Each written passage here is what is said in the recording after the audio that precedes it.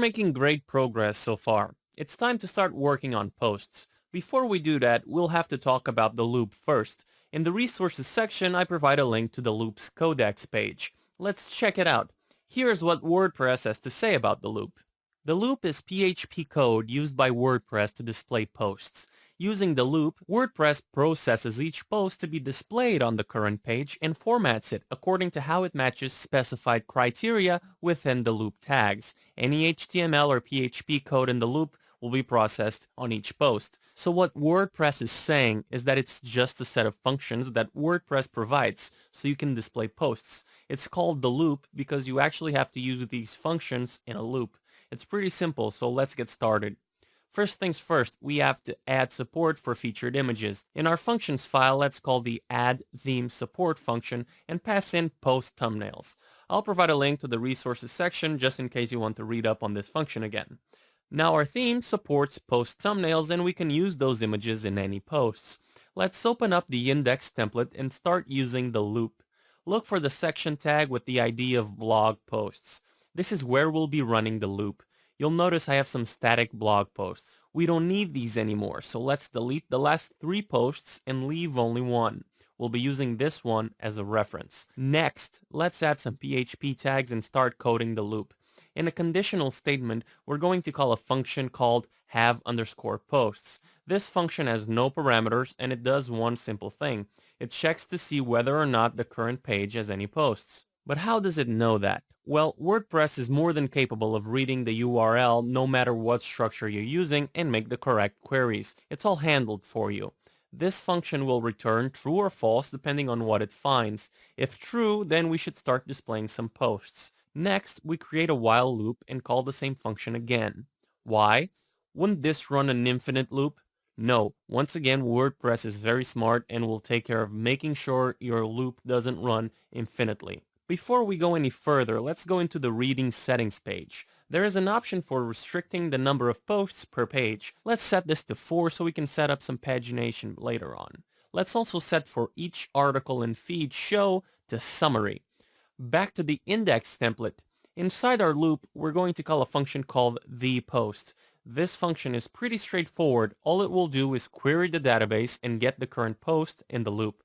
Once again, WordPress is smart enough to know which post to grab. It's very important we call this function first before we do anything else in our loop, or else we'll just end up using the same post over and over again. This assures us that we'll get a new post on each iteration. So remember that static post I told you to leave in our template? Let's cut and paste that inside our loop, like so. All we have to do now is make each part of this post dynamic. In the resources section, I provide a link to a page in the codex called template tags. On this page is a long list of functions that return information about the blog.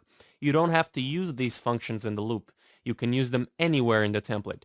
Let's scroll down to the post tag section of this page. You'll see we have quite a few functions that we can use in the loop. We also have functions for the post thumbnail. Let's use one of them now. The first one we'll be using is the post thumbnail function. Inside our loop, look for the img tags that contain the featured image. Let's remove these and instead call this function.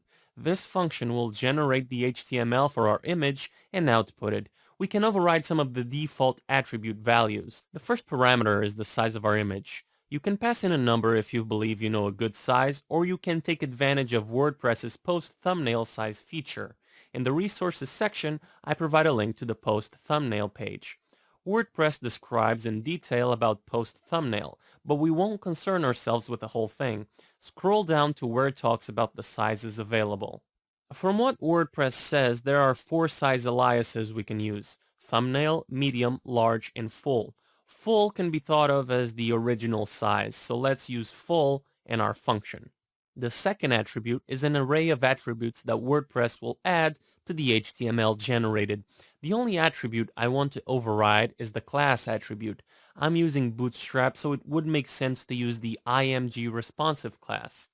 Let's use the key called class and set its value to img-responsive. That's all we need to do. So let's refresh our page and check out our post thumbnail. Sweet, you should now see something similar to what I see. You may have different images as FakerPress generated most of these posts and grabs random images from the internet. Before we finish this lecture, we need to do one more thing. Most posts won't have images. We can assume every post will have a post image. So let's wrap the div tag with a class of card image with a conditional statement. Inside this conditional statement, we'll use the hasPostThumbnail function. As the name suggests, this will simply check if the current post in the loop has a thumbnail. If it's true, then we'll display the image.